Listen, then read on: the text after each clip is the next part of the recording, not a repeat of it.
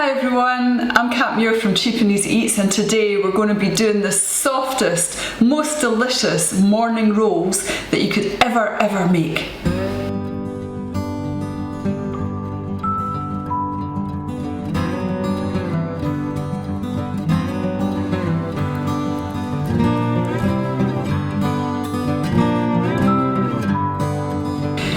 So these rolls are so soft and just so flavourful, and they're really cheap and really easy to make.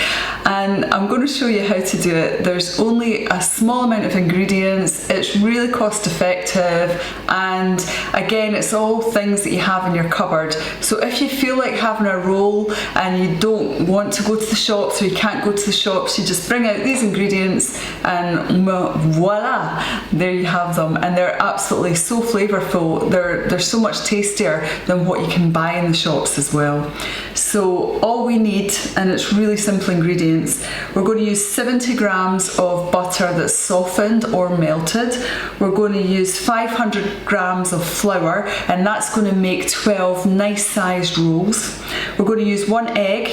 We're going to use 140 millilitres of milk and 180 of water. We're going to use 2 teaspoons of salt and half a teaspoon of brown sugar, and that's it. So really simple, really easy to use. Now the only thing about it is you're going to have to use either a bread maker on the dough setting, or you'll need a stand mixer. You can of course do it by hand, but it's 20 minutes to mix the dough, so it's like a full workout. If you want to combine your morning workout and make the rolls, then you could do that, and I'll show you how to work the dough a little bit later. But for what we're going to do just now, we're going to start with our stand mixer. So if you have a stand mixer, you're going to want to use the dough hook. So the dough hook is basically a hook. It's like a pirate's hook, and that just mixes the dough round. If you use a balloon whisk, you'll break it. If you use the other mixer, it just won't mix it properly. You really need the dough hook, and all stand mixers come with that as standard. So all I'm going to do is pop my wet ingredients in first. So I'm going to crack my egg. Now again, if you're not very good at cracking eggs, you can crack it into a plate and then pick out any bits of shell. I've done this a few times now, so it's not very often I get a bit of shell in it. I'm going to put in my milk. Put in my water.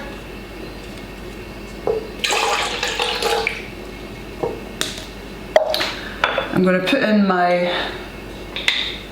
butter.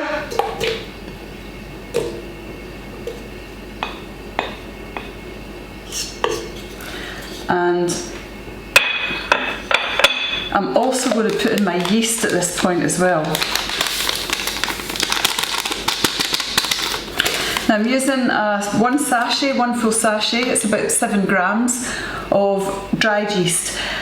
I prefer to use the dried yeast purely and simply because the hard yeast goes off quickly and it's very difficult to get and it's quite expensive, whereas the dried yeast is just perfect and it does the same job. So all I'm going to do now is mix it up. You can really smell the yeast. Now at this point it doesn't really look like much. You can see the yeast kind of floating about in there. The egg and the milk and the water have all combined, and that's kind of it at the moment. So usually I just give it like a little minute. I'll scrape off any yeast that's on the spoon, put it back in the bowl. And some people say that you have to have the milk warm, that you have to let the yeast bloom. There's all different things. I've tried it in all different ways and I don't find it makes any difference whatsoever to the end product. So I just do it like that, I mix it up, and then usually I weigh my flour out and put it in. So I've got my 500 grams of strong bread flour.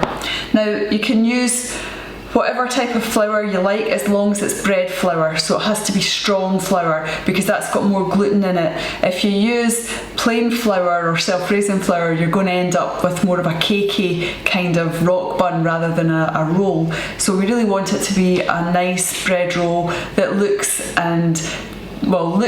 like the ones you buy in the shops, but tastes even better. So 500 grams, I'm using white flour. You can use a mixture of white and brown or white and malted or anything you want, as long as it's strong flour. So I'm just going to pop this in.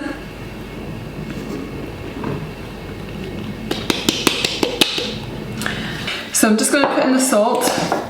Again, I want 2 teaspoons of salt. Just gives it a nice flavour.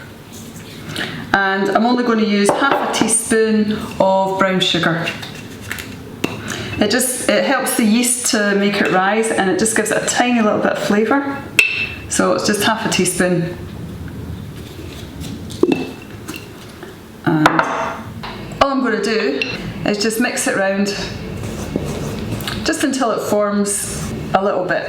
I found I do this because in the stand mixer, if I don't, it kind of misses out a bit of the flour. You can see the flour sort of sticks to the sides here. So I just sort of incorporate it all, and then I find it mixes it a whole lot better. So it should look like this, and then I'm just going to put it on for 20 minutes. I'm going to put it on at speed number 2. My mixer goes up to 10, so it's just like quite a low setting. So this is 1, and then we're at 2.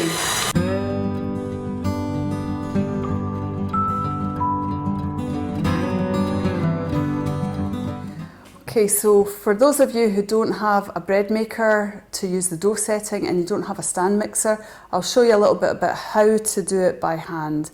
Now, I don't do it by hand. To me, it's too much work, and it takes such a long time. But you can do it if you want to, and it's not a problem. So what you have to do, this has already been mixed for a decent amount of time, but you will get it to this stage. First of all, it's very, very sticky. I've oiled my surface so that it's not going to stick. And all you're going to do is you're going to stretch it with your palm and then turn it. And then stretch it with your palm, fold it in, and then turn it. So you're just stretching it, folding it in, and then turning it. And you're going to do that for 20 minutes. Okay, so it's just hold it, stretch, and turn. Hold it, stretch, and turn, and that's what you're doing. So I wish you all the very best for your workout and making your rolls. Well done, and I'll see you once this has risen. So it's been 10 minutes, and I'm just going to show you this so you know it's not ready. So I don't know if you can see this, it still looks like something that needs to be mixed up, and this is not, it's not ready. We're going to get it into a nice ball. So I'm going to give it the rest of its time, and I'll come back and show you. I wanted to show you that because when I first started doing bread, I wasn't sure if it was ready at this stage or not ready. And after making it and it wouldn't rise and do all the things it's supposed to do, then I realised actually, oops, it's not ready. So I'm showing you it's not ready.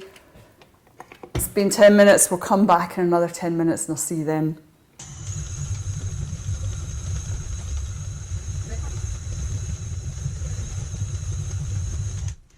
So it's been 20 minutes, and when I'm looking at my dough, although it's formed a ball, it's still just needing another couple of minutes. So I'm just going to let you see it. So you can see it's holding its shape pretty well, and when it's mixing round, which I'll show you, it is holding the shape of a ball, but it's just needing another couple of minutes. It's not quite there yet, but almost. But you can see even in the mixer just now, it's in a much better shape, but it's just a little bit more it needs. So I'm just going to give it 2 minutes, and then I'll check it then and let you see.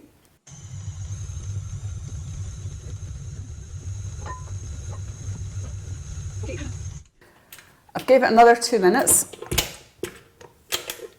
and it's looking really good. It's holding a nice shape, and actually one of the things that I learned is if I kind of pull it a little bit and stretch it, it doesn't tear. Can you see that? So you can see through it, it's thin enough to see through it, and it's holding its shape. And that's when you know that it's ready and it's nice and light. So I've been making rolls for quite a long time now. And when I first started to make rolls, I didn't beat it properly. I didn't mix it enough. So it was very, very tough bread. And nobody liked it really, apart from my daughter, who likes most things. But when I first started doing it, it wasn't very nice. It didn't rise very well, and I didn't really know what I was doing. And lots of people had said to me, making bread's really complicated, making rolls really complicated. So I had that belief for a while, and I didn't do very well with it. And then I just thought, it can't be that complicated. I was working on a job years ago with an actor, and his passion was making bread rolls, and he did this with his son. And we were talking about it one day, and he said, it's quite easy. It's quite easy to make bread rolls, really. You just need to persevere, make sure you beat it properly, make sure you let it rise properly, and if you do that, the rolls are fantastic. And he was absolutely correct. And I thought about him and what he'd said to me that time, and I just started to change it a little bit and to work it out. So now I'm at the point where they're really nice soft rolls, and it's actually very easy. So what we're going to do is we're going to now transfer our dough, our lovely dough, into another bowl. Now we have to oil it, and it just stops everything sticking. So I'm going to put in a tiny little bit of oil. Let me move this out of the way so you can see.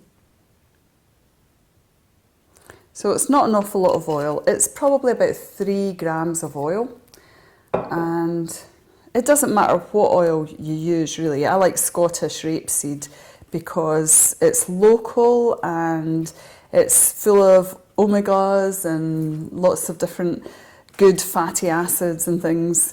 But you can use any oil that doesn't have a heavy flavour that you like. And all I'm doing is I'm taking a pastry brush and I'm just brushing it all the way up to the top. So we're letting it rise because the yeast is going to work with the little bit of sugar that we put in, and it's going to create a lot of air and let it rise, and then that's what gives it all the sort of softness and things. Now this does take a little bit of time. I'm going to let it rise for an hour, and then I'm going to check it. And really what we're looking for is for it to go to double its size. So we want it to double in size. So I'm just going to take this out.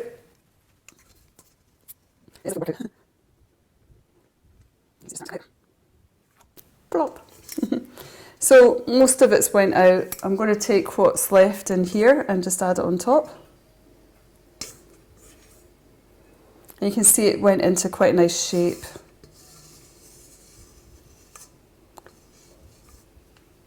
And my mixing bowl is fairly clean. So really that's kind of what you're looking for. You want to have quite a nice clean bowl. Most of the mixture should be in there.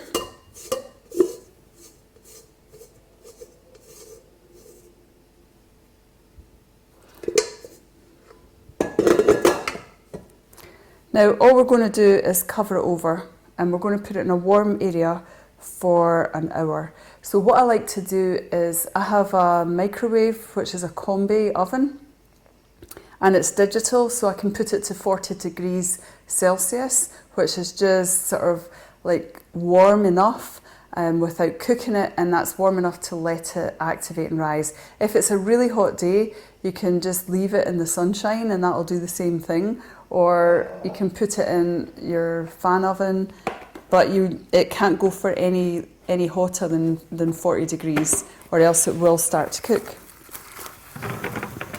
And because we're in Scotland and sunny days are kind of not always here, I like to just put it in the oven. So I've covered it completely, it's airtight, and now you can see the level where it is, and we're looking for that to double in size. If it's not doubled in size, I'm going to leave it longer, so we'll come back and check it in an hour. So we're back, it's been an hour and you can see that the dough has risen, it's doubled in size. It would rise even more if I left it longer. I know this because last week I put some on and I went for a walk with my friend and I intended on coming back within an hour, and we ended up chatting for a really long time, and it was a couple of hours and it was almost exploding out of the bowl. But my daughter really wants me to go like this and shake it and show you how light and fluffy it is. And it really is, it's very light and fluffy. So now I'm going to take the cling film off, and the dough weighs round about 1,020 grams. And what I'm going to do is I'm going to weigh each section to round about 85 grams, and that gives me 12 even-sized rolls for baking. If they're not even sized, if you're just guessing about it, then they won't be very even when you start to actually cook them. So you'll get some that are a bit raw in the middle and some that are a bit burnt, and we like them to be nice and even. So you can see what the dough looks like. It's absolutely gorgeous, and what we're going to do now is just turn it out. I'm going to use a little bit of oil on the surface, and I'm just going to work the oil in with my hand. Surface is clean, obviously, and I'm just going to work the oil in with my hand, because if I've got a little bit of oil on my hands, then it'll stop the dough from sticking as well. Don't need very much oil. And all I'm going to do is just let it fall out. There, lovely. Now, because the bowl was oiled, first of all, there's not much left in it. And all I'm going to do is just take that, because we want every single piece of dough that we've got.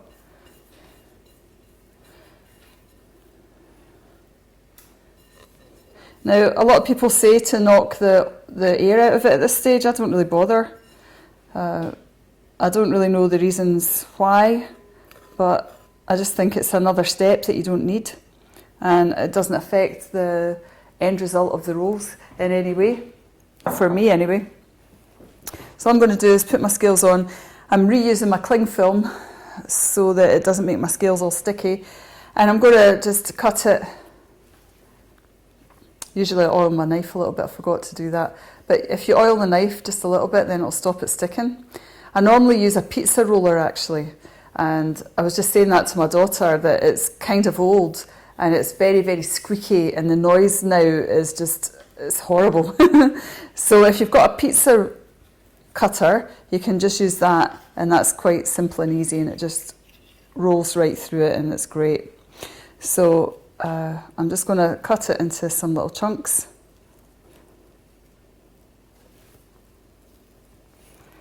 And let's see, and we'll just get it on the scale. So that's 60, so that's too small.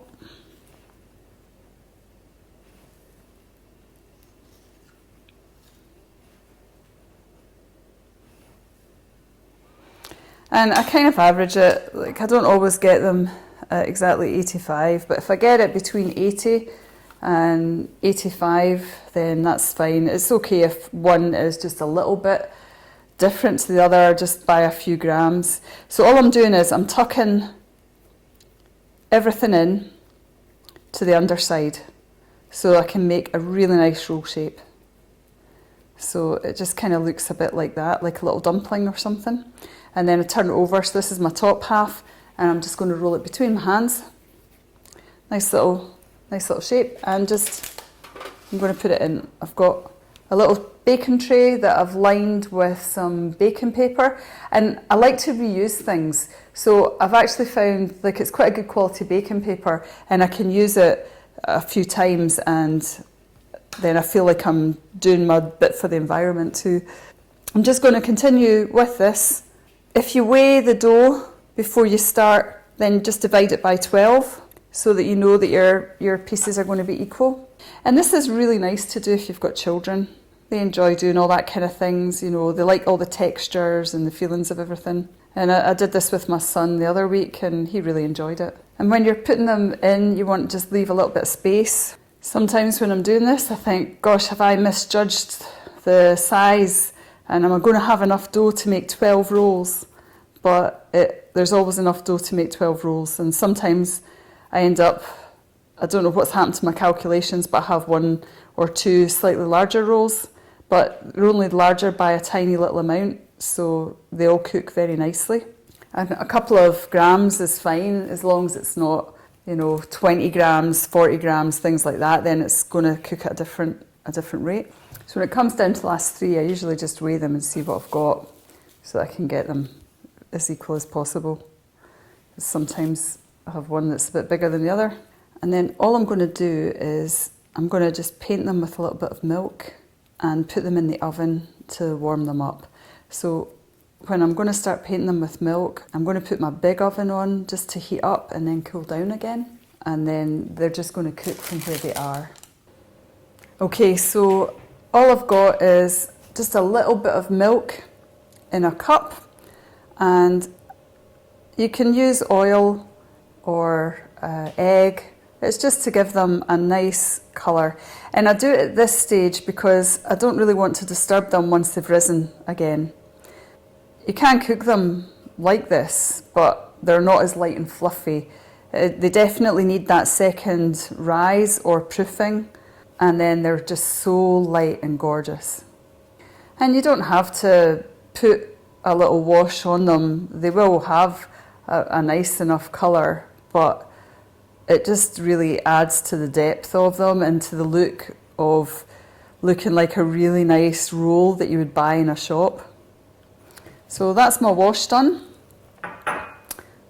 and I'm just going to cling film it. So you want to make sure it goes all the way over the sides, and you're much better to use a high-sided oven pan because the rolls are going to rise, and if you put them on just a normal baking tray, then they're not going to really have the room to expand. So I'm using this high-sided pan. I'll put the measurements in the description for the size it is, but that's pretty much you ready to go. So I'm going to put these in the oven, and then we'll see you in 45 minutes. In the oven, I've just preheated it slightly just for a little amount of time, and then I'm going to turn it down to 40 and leave it for 40 minutes. So I'll see you in 40 minutes. So they've been rising for 40 minutes, and I've taken them out the oven.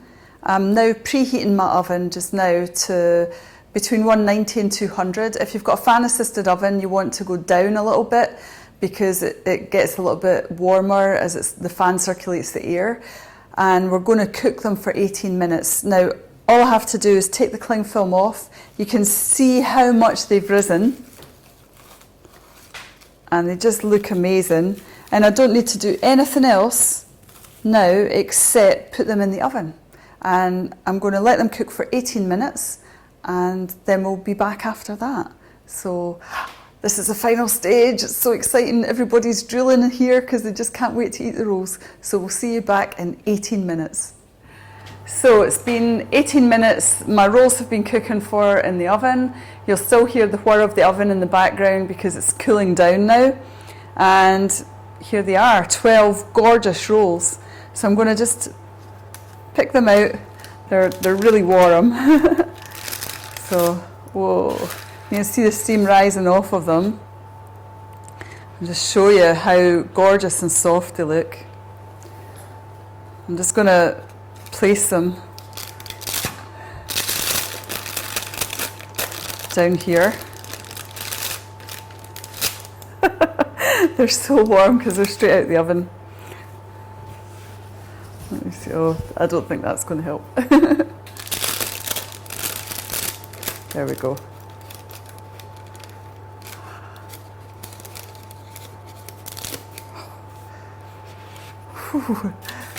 Need some mitts so you can see just how gorgeous they are.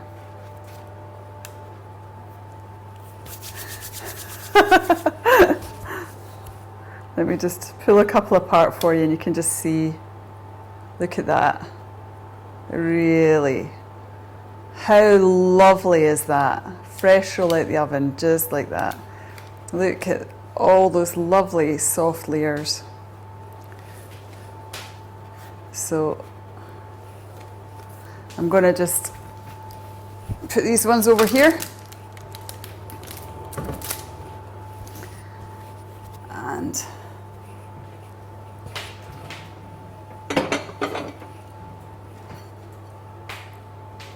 going to show you just how gorgeous these rolls are.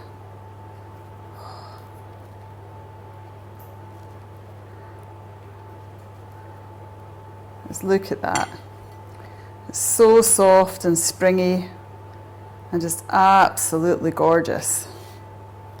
And you know, you can put some lovely butter on them, or you can just eat them like this. Put a little bit of butter on one. Look at all that melting in.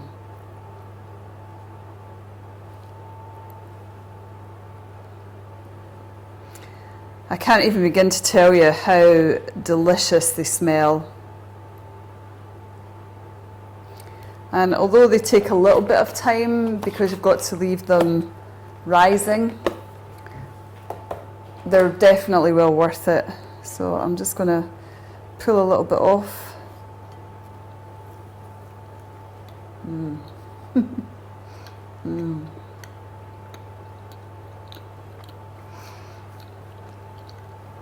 These rolls are so full of flavour. You're not going to taste anything like these in the shops.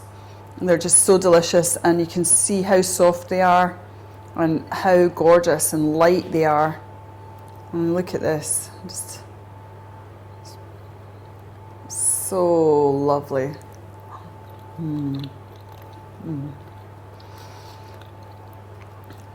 Everyone here is absolutely drooling and waiting to get into them. So I'm going to leave it here, but if you've got any questions or you're doing this, let me know, and I really wish you a whole lot of happy bread making. Take it easy. See you later. I'm Camp Muir, Cheap and Easy Eats. Bye.